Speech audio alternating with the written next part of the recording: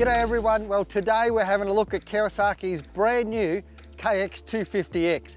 It's the cross-country version. That's right, Kawasaki's got into the ever popular cross-country range. Now, as you can see, this one's a little bit different. We've got a headlight and a tail light because we're here in Victoria. The guys down at Matt Jones Motorcycles fitted us up with a Rec Rego kit. And reviewing it with me is my old son here, Cam. Cam's first time out in the bush, so this will be interesting to see what you think of the bike, Cam. I really like the look of it. What about yourself? Yeah, I really like the look of it. Looks clean. Now let me take you through basically what this is. All it is a KX250 with an 18-inch back wheel. It's got one tooth higher on the back sprocket. It has revised suspension front and rear, so it's a little bit softer. It's a new slim ergonomic body, so it's got the KX450 styling with a long smooth surface and flatter tank seat line, with the KX450 swing arm to offer improved handling and increased rear wheel traction. It comes standard with a hydraulic clutch and electric start. It's got KYB 48mm front coil spring forks, matched with a KYB shock unit. And for this year, it also comes with a pair of Renthal fat bars. So basically this bike's a KX250 that's got a few little tweaks to it so you can get out in the bush in it. Cam, what did you think of the engine of the bike? The engine was really good. We had to change the coupler. I felt that gave the bike a little bit more rev, so it was a little bit easier to get around the forest. It felt like it was bogging out at the start. And it just rode a lot smoother. Even through the ruts and the turns, it was a lot smoother through it, wasn't it? What about the brakes? Obviously this is brand new, so we're still breaking it in. We're not out on the motocross track where you'd be using the brakes a lot. It's more through the bush where it's more rolling and, you know, a couple of tight corners where you have to use the brakes and stop. And when those sections did come up, the brakes were there and they were quite powerful.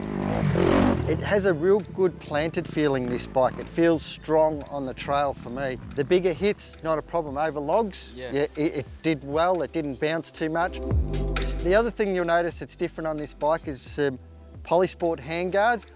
I'm not sure why they don't bring them out with handguards. They should, but it's certainly one thing that you would invest in if you're going in the bush. Get some handguards. And what about the launch control, Cam? Isn't it strange having the launch control? Yeah. I thought, why would they do that? Do some race starts. Yeah, in the bush. But it retards the bike in first and second gear. So if you want to go up a hill, it actually retards it. So it makes it easier to get up the hills. It comes in really good. And you click it up to third and you're back into the normal bike. It's pretty amazing. Cameron, this is your first time officially in a bush track and around a loop. What did you think? Look, it's completely different to motocross. You know, you're not flat out and really going hard on the bike, and then through the tight corners, I just need to get used to, you know, landing the bike over a little bit more. It's not like a motocross where you're following the rut. You know, you got to sort of really got to follow where you want to turn, and it's completely different. So I just got to get used to that and somehow beat Dad around the bush now.